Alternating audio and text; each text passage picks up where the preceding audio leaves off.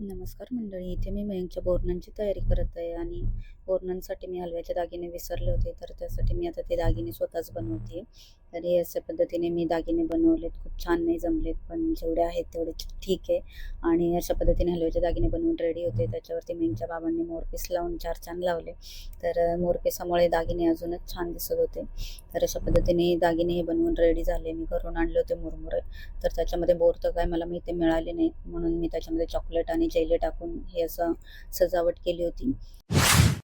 तर इथे मला थोडी तरी सजावट पाहिजे होती, म्हणून मी पाठीमागे क्रिसमस ट्रीचं जे सजावटीचं सामान आहे ते वापरलं आहे.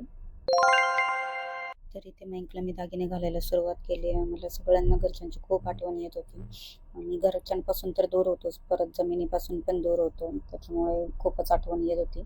अशा पद्धतीने मयंकचे दागिने घालून झाले. त्यानंतर मी औक्षणाची तयारी केली. तर औक्षणासाठी मी दिवा आणायचे विसरले, म्हणून मी चमच्यामध्येच फुलवात जी आहे ती तुपामध्ये भिजवून लावली. त्यानंतर आम्ही दोघांनी मयंकचं छान असं औक्षण केलं. औक्षण करून झाल्यावर महत्त्वाचा कार्यक्रम पार पडला, तो म्हणजे बोरन्हाणचा.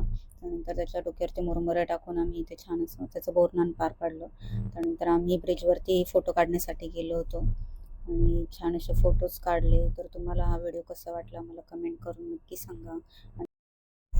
धन्यवाद.